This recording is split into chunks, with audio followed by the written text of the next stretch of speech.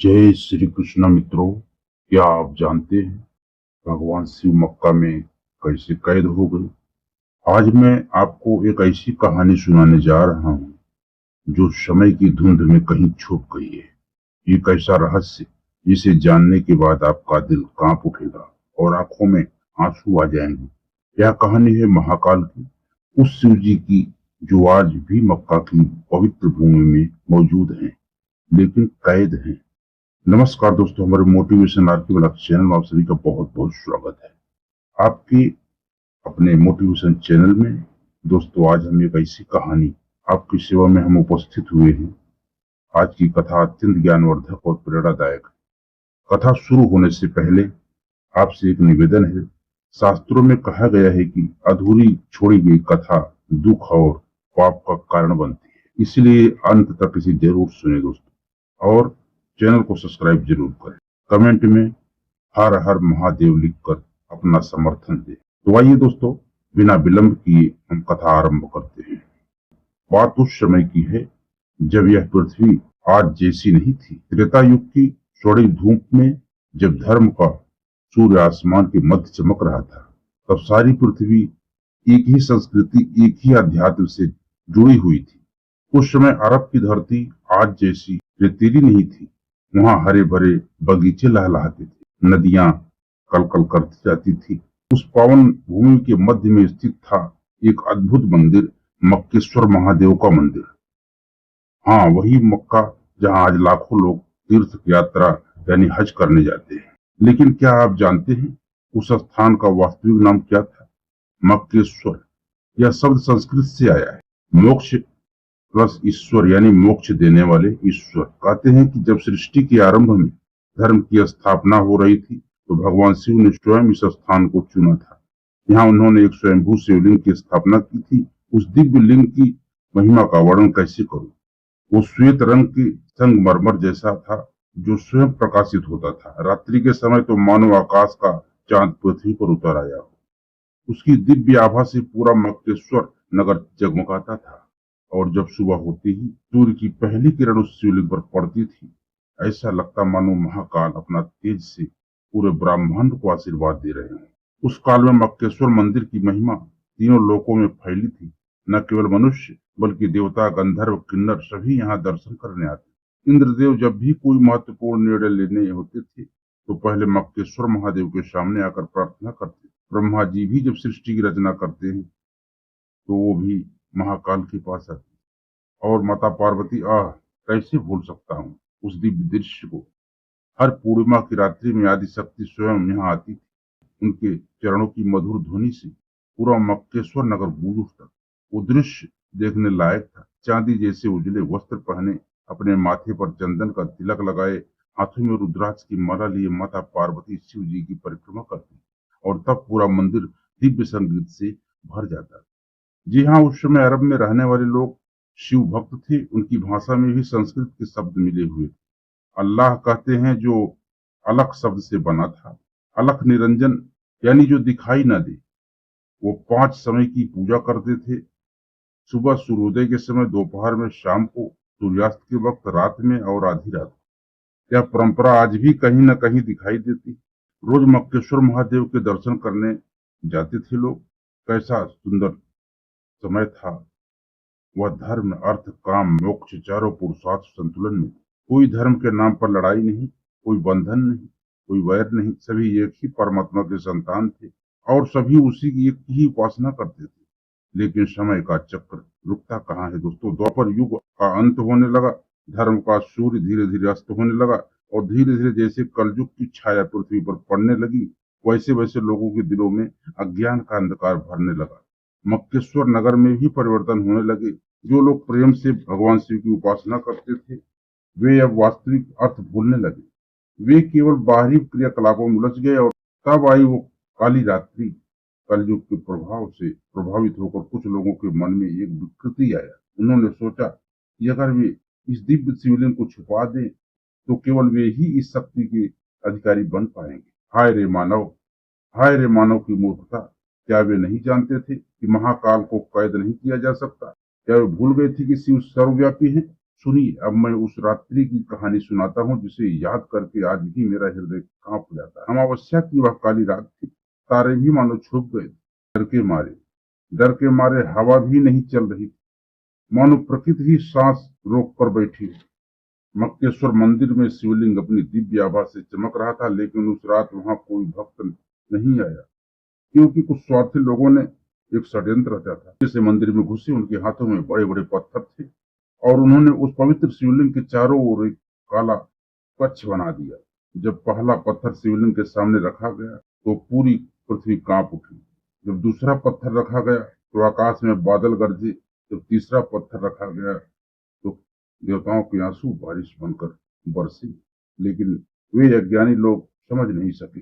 उन्होंने सोचा कि यह प्राकृतिक है, वे अपने काम में लगे रहे और अंत में जब उन्होंने शिवलिंग की पूरी तरह से छुपा दिया तो एक दिव्य आवाज आसमान से आई, हे मूर्खों, तुमने जो किया है उसका फल तुम्हें और तुम्हारी आने वाली पीढ़ियों को भुगतना पड़ेगा। मैं यहाँ से नहीं जा रहा, बल्कि तुम ही मुझसे दूर हो गए। उस आवाज की गूंज से पूरा मक्केश्वर नगर हिल गया, लेकिन उन अंधे लोगों ने इसे भी नजरअंदाज कर दिया।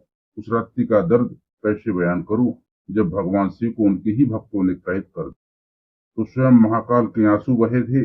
आंसू पत्थर पर गिरे और पत्थर काले हो गए।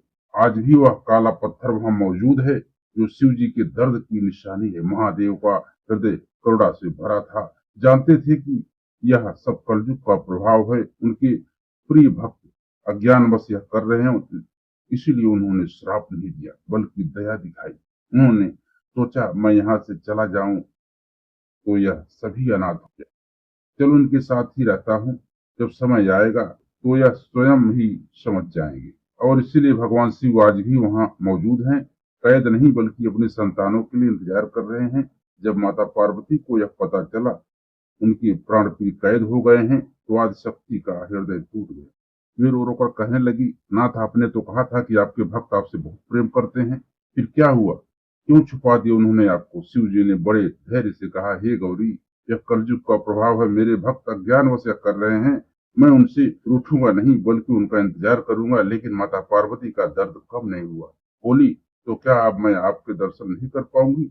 महादेव ने मुस्कुराते हुए कहा, दर्शन तो तुम रोज करोगे प्रिय, लेकिन अब वह प्रकट रूप से नहीं बल्कि गुप्त रूप से होगा। जब भी कोई सच्चे मन से मेरा स्मरण करेगा मैं उसके सामने प्रकट हो जाऊंगा। और तब से माता पार्वती भी गुप्त रूप से वहां आती जाती है। जब कोई सच्चे दिल से वहां प्रार्थना करता है तो आदि शक्ति की उपस्थिति महसूस होती है। धीरे धीरे समय बीतता गया। जिन लोगों ने शिवलिंग को छुपाया था वे भी एक दिन इस संसार से चले गए। उनकी आने वाली पीढ़ियां भूल गई वास्तव में वहां क्या छुपा है। नई पीढ़ियों को केवल यह बताया गया है कि वह पवित्र पत्थर है जिसकी पूजा करनी चाहिए, लेकिन यह नहीं बताया गया कि यह पत्थर क्यों काला है और इसके अंदर क्या छुपा है। कलयुग के बढ़ते प्रभाव से लोग भूल गए कि यह स्थान मूल रूप से मक्केश्वर था। धीरे धीरे नाम बदलकर मक्का हो गया। संस्कृत के शब्द भूल गए और नई भाषा का जन्म हुआ, लेकिन कुछ बातें आज भी वैसी ही हैं। वहां जाने वाले लोग आज भी वैसे ही परिक्रमा करते हैं जैसे हजारों साल पहले शिव भक्त करते थे। आज भी उसी दिशा में प्रार्थना करते हैं। और सबसे बड़ी बात, जब वे उस काले पत्थर को छूते हैं तो उनके दिल में वही शांति मिलती है जो कभी शिव के दर्शन से मिलती थी। आज भी वहां ऐसे कई संकेत मिलते हैं जो बताते हैं कि स्थान वास्तव में शिव का है। वो काला पत्थर वो वास्तव में शिव जी के आंसू से काला हुआ। आज भी उसे लोग छूकर कैसे शांति महसूस करते हैं। वहां की परिक्रमा आज भी 7 बार की जाती है, ठीक वैसे ही जैसे शिव मंदिरों में की जाती है। क्या यह केवल संयोग है? और जब लोग वहां इकट्ठे होकर प्रार्थना करते हैं तो उनकी आवाज ऐसी गूंजती है मानो ओम का जाप कर रहे हैं।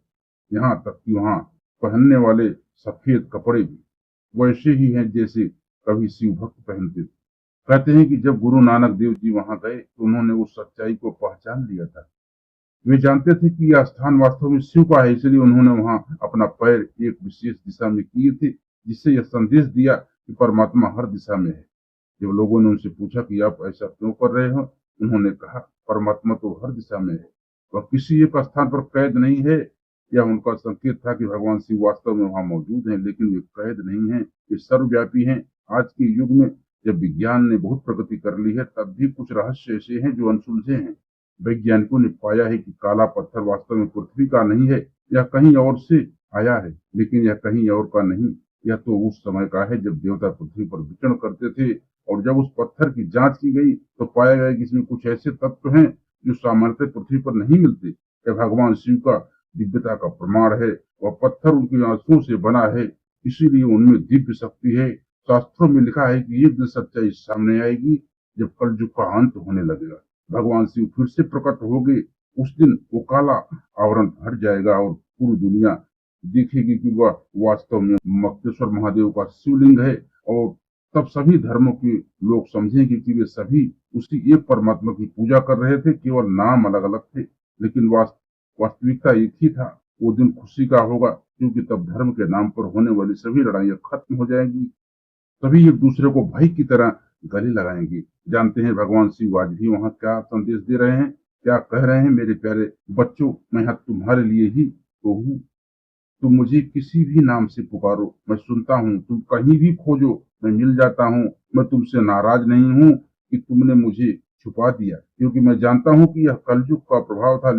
लेकिन अब समय आ गया है कि तुम सच को पहचानो। धर्म का मतलब है प्रेम, करुणा, दया।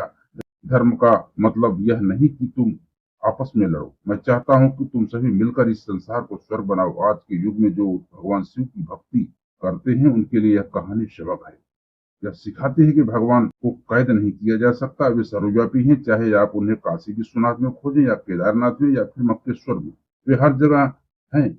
और सबसे बड़ी बात यह है कि भगवान शिव किसी धर्म, जाति या संप्रदाय के नहीं है, वे पूरी मानवता के हैं। वे लोग आज मक्का में जाते हैं, जो वे भी अपने अंदर उस शांति को महसूस करते हैं जो कभी शिव भक्त करते थे, क्योंकि यहाँ आज भी भगवान की उपस्थिति है। वो चाहते तो अपने भक्तों को श्राप दे सकते थे, वे चाहते तो क्रोध में आकर के सब कुछ नष्ट कर सकते थे, लेकिन उन्होंने ऐसा नहीं किया। उन्होंने प्रेम को चुना, उन्होंने क्षमा को चुना, उन्होंने धैर्य को चुना। और आज भी वे वहां प्रेम से इंतजार कर रहे हैं कि जब उनकी संतानें सत्य को पहचानेगी। तब यह कहानी यह बताती है कि सभी धर्म, सभी मार्ग उसी एक परमात्मा को जाते हैं।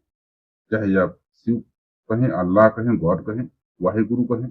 मक्का में छुपे हुए मक्केश्वर महादेव इस बात के प्रमाण है कि धर्म बांटता नहीं, जोड़ता है। जब वह दिन आएगा, जब सच्चाई सामने आएगी, तो माता पार्वती भी प्रकट रूप में आएंगी। वे अपने प्राण प्रिय शिव को कैद से मुक्त देखकर खुशी से नाच उठेंगी। और तब वहां फिर से वैसा ही दिव्य वातावरण होगा जैसा कभी त्रेता युग में था। देवता, गंधर्व, किन्नर सभी आकर उत्सव मनाएंगे। पूरा ब्रह्मांड खुशी से झूम उठे। तो दोस्तों, मुझे आशा है कि आपको वीडियो अच्छा लगा हो। यदि आप लोगों को ये वीडियो अच्छा लगा हो दोस्तों, तो एक लाइक कर दें। चैनल नए हैं, चैनल को सब्सक्राइब करके बेल आइकन को जरूर प्रेस करें। मिलते हैं दोस्तों अगले वीडियो में। जय श्री कृष्णा, हर हर महादेव।